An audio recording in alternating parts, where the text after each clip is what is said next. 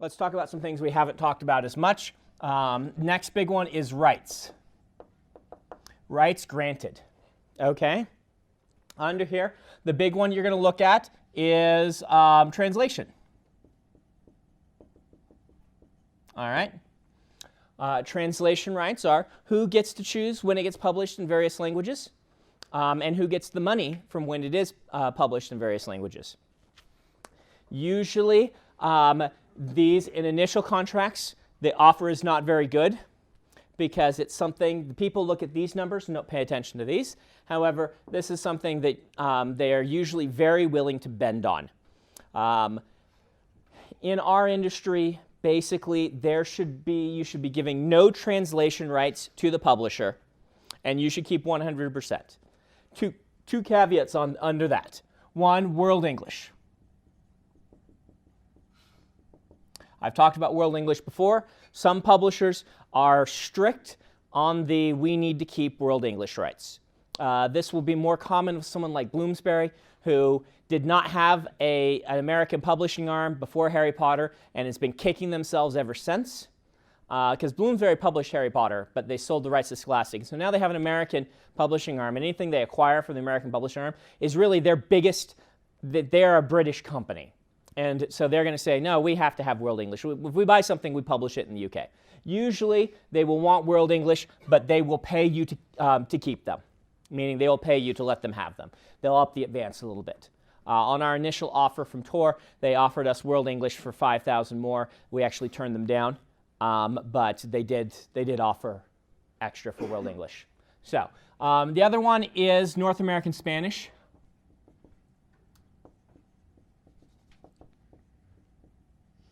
There's a decent argument, particularly among some of the YA publishers and middle grade publishers, to keep North American Spanish rights. They're not worth a terribly large amount of money, but a lot of them have initiatives where they like to translate things in Spanish through the school market and things like that. And there's nothing wrong with letting them have that. Does North America include Mexico and Central America? It includes everything in North America. Okay. One thing to keep in mind, though, right now,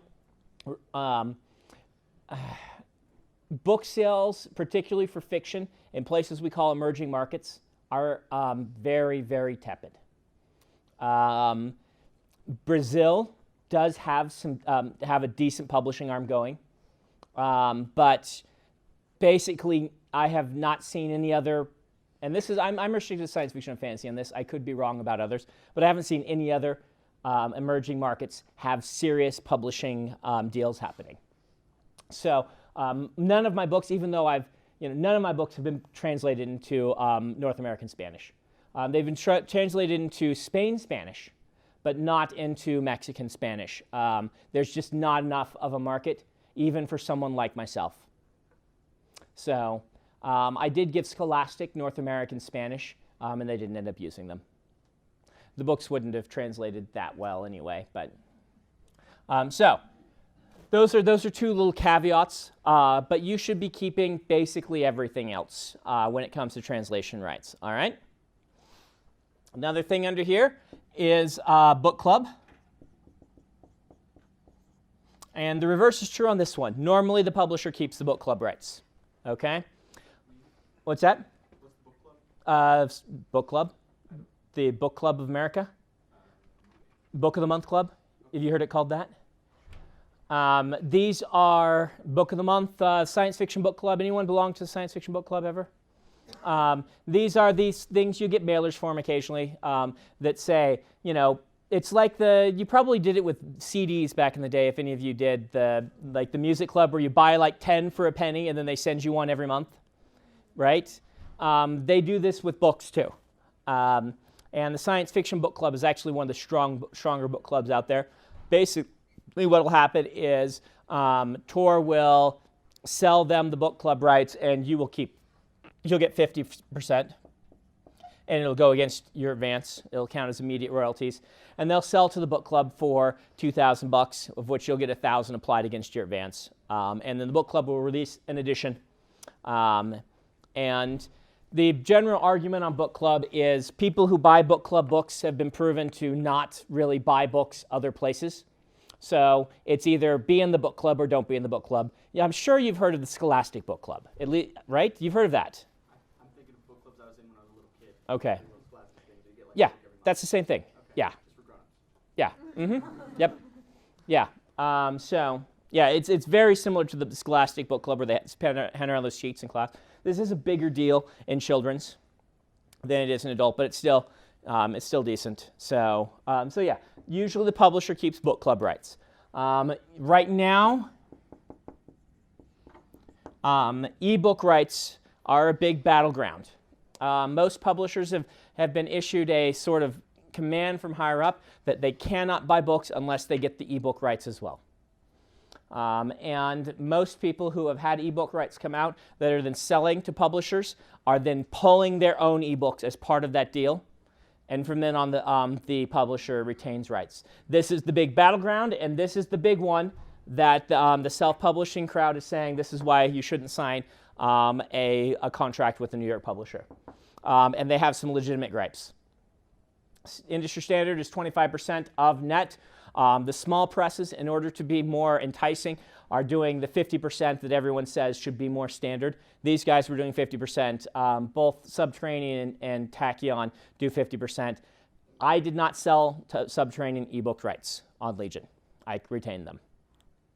All right. So Tor would probably not publish without getting ebook rights in this day and age. I haven't fought that battle. I don't know if I want to. But at the same time, I'm selling twice as many copies in ebook as I am in paper right now. Dramatic rights is the next. This is film, television, and stage. You should be keeping your dramatic rights. Most publishers, they want these, but they are book publishers first, and they will, every contract I've seen, they will bend on this unless you're part of something where they're like pitching the concept to you.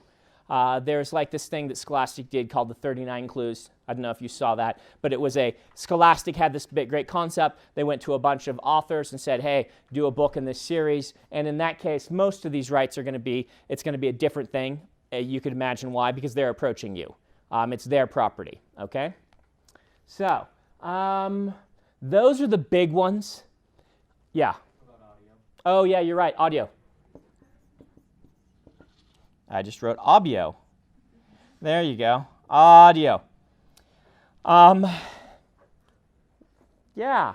I should have just scribbled that one. Audio. Good question. Audio rights are negotiable. Has been my experience.